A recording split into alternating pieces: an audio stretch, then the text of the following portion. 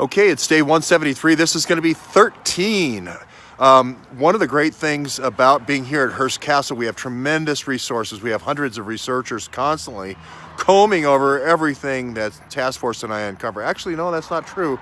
Task Force herself does all the research and does all the liaison work now with law enforcement, including the new Robin Gritz contact, which is awesome.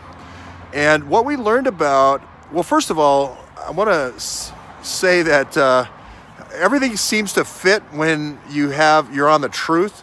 If you really think that, let's say, Jeff Sterling knew Andy McCabe in law school, and then you used a Jeff Sterling to make the deals about uranium and get the centrifuges into Iran, and you had a secret program, and then all of a sudden when it became public, then you just stabbed him in the back and sacrificed him every time that happened. Well, that's exactly what happened twice in the Iranian program.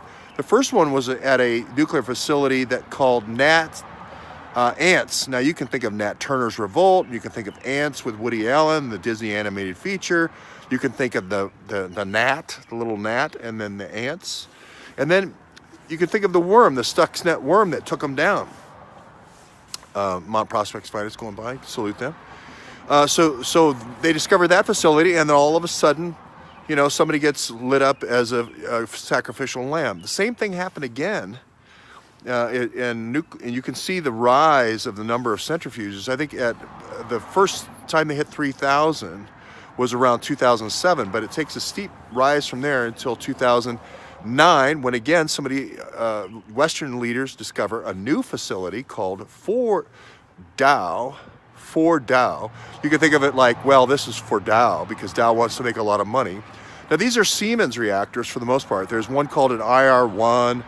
Let's just think of Iran's first reactor, right? And then there's one called an IR-8, which is like 8 times as efficient as the IR-1 that they're putting in now.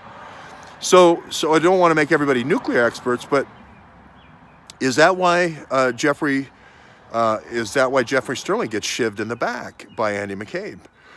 Was that the plan, really, since 1999?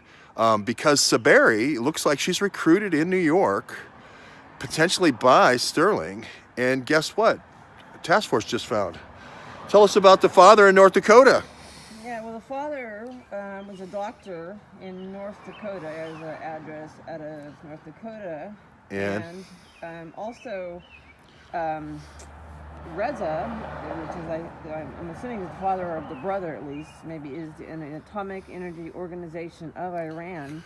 Atomic Energy Organization of Iran. Department of Chemistry, Doctor of Philosophy in Iran. Yeah, PhD in Iran for the Iran Atomic Energy Commission. And this is what makes me, here, we'll just do a little quick. Hillary Clinton, and I think the girl that went Saberi? missing. Yeah, and so here's the thing is, these kids get sent over, they think they're on this mission or that mission, but then, who knows? But you have a lot of things just keep lining up. Farsi, Iran, I'm meeting Mark Lambert, the Russian wife, it was almost like, and then all the Krupniks managing the brat lines, and then the 2 Farsi-speaking daughters, and I immediately thought of the same thing when I thought of the Google shooting with the Farsi transvestite kid, and I'm thinking, what the heck is going on here? It's just everything keeps pointing to Iran.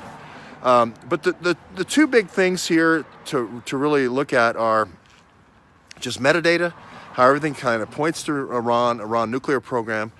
Uranium-1 looks like the bookend on the front end, 2009, and the other bookend seems to be the Iran deal in 2015. If you just keep those 2 dates in mind, and at about a 2013 inflection point where they just really increased their centrifuges, you have the beginning, middle, and the end, as Euripides would say. I believe Euripides said every story should have a beginning and a middle and an end, and then Mark Twain said the same thing, but not necessarily in that order. I don't know if that's true or not. But anyway, those are the little asides that bother people so much. But, and sometimes I lose my train of thought when I do those. But the key is Piketown.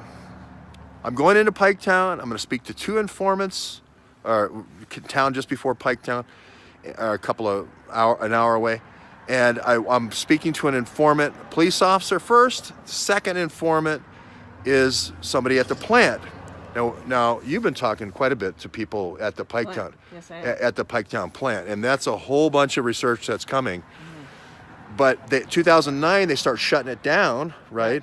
And then 2013 there was this big promise of reopening the plant, getting the plant going with the new centrifuges, and then all of a sudden, all the money got gifted, but no centrifuges.